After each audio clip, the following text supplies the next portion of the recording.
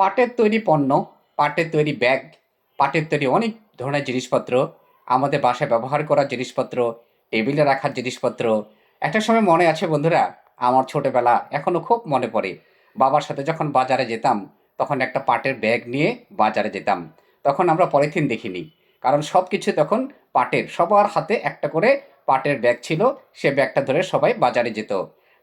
একটা সময় যখন আস্তে আস্তে প্লাস্টিক এলো, পলিথিন এলো, অন্যান্য জিনিসপত্র এলো, তখন কিন্তু আস্তে আস্তে এই পাটের ব্যাগের কদরটা আস্তে আস্তে কমে গেল। তো আমাদের এখানে বাংলাদেশের সোনালী আঁশ বলা হয় পাটকে। আমরা ছোটবেলায় পড়েছি, এখনো জানি। জুট মিল ছিল, অনেক জুট মিল কিন্তু এখন আর নেই। কারণ ইদানিং এই সমস্ত জিনিস আসার পরে আমাদের পাটের ব্যবহারটা একেবারেই কমে গেছে। তো অ্যাকচুয়ালি এটা আমাদের ঐতিহ্য, আমরা ধরে রাখার চেষ্টা করব। সবচেয়ে বড় কথা হচ্ছে এটা পরিবেশ বান্ধব। এটা পরিবেশে কোনো ক্ষতি করে না, এবং এটা হাইজেনিক। এটাতে জীবাণু পরিমাণ অনেক কম থাকে। আমরা এখনও মনে পড়ে, আমার খুব মনে পড়ে যে পাটের ব্যাগ নিয়ে সবসময় বাবার সাথে বাজারে যাওয়া একটা অন্যরকম অনুভূতি ছিল। এখনও পাওয়া যায় পাটের চাউলের বস্তা, বা এখনও কিন্তু আমরা পাটজাত অনেক দ্রব্য দেখতে পাই, যেগুলো খুব ভালো লাগে আসলে। পাটের জিনিসপত্র যখন তৈরি করা হয় রং করে, ডিজাইন করে, পেইন্ট করে, তখন কিন্তু একটা অন্যরকম সৌন্দর্য ফুটে ওঠে এই পাটজাত দ্রব্যতে। তো বন্ধুরা, আমি নিয়ে এসেছি এই সোনালী আঁশ থেকে কিভাবে আস্তে আস্তে আস্তে আস্তে পাটের ব্যাগ, বস্তা, এগুলো বিভিন্ন জিনিসপত্র তৈরি করা হয়, এবং কিভাবে এই প্রসেসটা আছে, সম্পূর্ণ প্রসেসটা নিয়ে এই ভিডিওটা নিয়ে এসেছি। একটা প্রোডাকশন ম্যানুফ্যাকচারের ভিডিও কিন্তু অনেক লম্বা হয় বন্ধুরা, আপনারা জানেন। কারণ আমি যদি সম্পূর্ণ প্রসেসটা না দেখাই, তাহলে আপনারা বুঝতে পারবেন না যে এর প্রোডাকশন প্রসিডিউরটা স্টেপ স্টেপে কীভাবে তৈরি হয়। আমি যদি টেনে দেই, বা আমি যদি সম্পূর্ণ ভিডিও আপনাদের সামনে না প্রেজেন্ট করি, তাহলে কিন্তু আপনারা টোটাল নলেজটা এখান থেকে নিতে পারবেন না। কারণ প্রোডাকশন ম্যানুফ্যাকচারিং মানে হচ্ছে প্রথম থেকে শেষ পর্যন্ত দেখা। কারণ এটা স্টার্টিং থেকে এন্ড পর্যন্ত যদি আমরা না দেখি, যদি স্কিপ করি, মাঝখান থেকে যদি বাদ দিয়ে দিই, তাহলে আমরা টোটাল প্রোডাকশন প্রসিডিউর সম্বন্ধে কিন্তু আমরা অবগত হব না। এই ধরনের ভিডিওগুলো বন্ধুরা আমি নিয়ে আসি প্রোডাকশন ম্যানুফ্যাকচারিং ভিডিওগুলো আপনাদের নলেজ শেয়ার করার জন্য।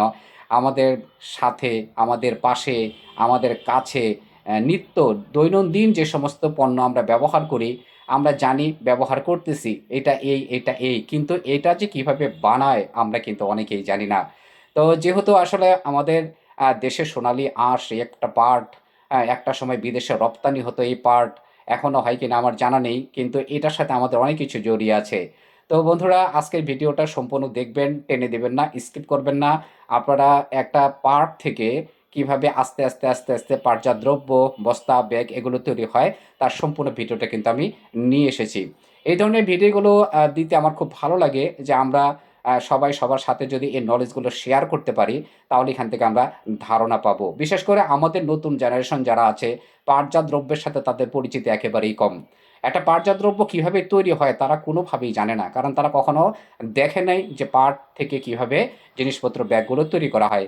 এই কারণে বন্ধুরা আমি এগুলো আস্তে আস্তে নিয়ে আসবো, আমাদের হাতের জিনিসগুলো, হাতের তৈরি জিনিসগুলো, যেগুলো আস্তে আস্তে আসলে আমাদের কাছ থেকে হারিয়ে যাচ্ছে, সেগুলো প্রেজেন্ট করার চেষ্টা করবো ইনশাল্লাহ।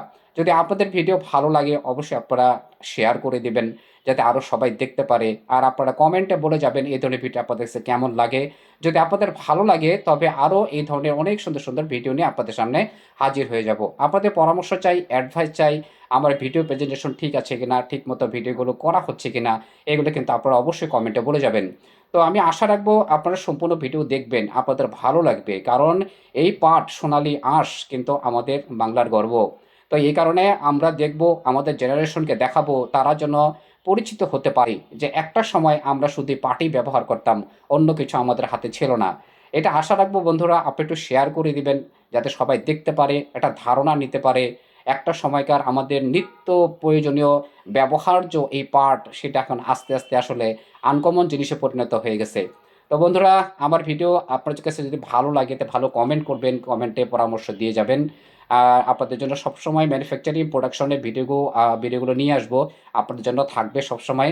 আমি আমার এই আইডিতে শুধু ম্যানুফ্যাকচারিং প্রোডাকশন এবং হাতের কাজে তৈরি জিনিসগুলো প্রেজেন্ট করার চেষ্টা করি, যাতে করে আমরা সবাই পরিচিত হতে পারি, নলেজ নিতে পারি, এখান থেকে কিছুটা হলে নলেজ আমরা যেন নিতে পারি এবং সবাইকে শেয়ার করতে পারি। এইটাই উদ্দেশ্য। এই ধরনের ম্যানুফ্যাকচারিং প্রোডাকশনের ভিডিও করার উদ্দেশ্য তো একটাই, যেন আমরা এখান থেকে কিছুটা ধারণা নিতে পারি। জ্ঞান অর্জন তো লসের কিছু নাই, তাই না বন্ধুরা? তো অবশ্যই আমরা চেষ্টা করব। আর সবাই আমার পাশে থাকবেন, সাথে থাকবেন। সবার জন্য অনেক শুভকামনা। আবার নতুন ভিডিও নিয়ে হাজির হয়ে যাব। সবাইকে অনেক অনেক ধন্যবাদ। আল্লাহ হাফেজ।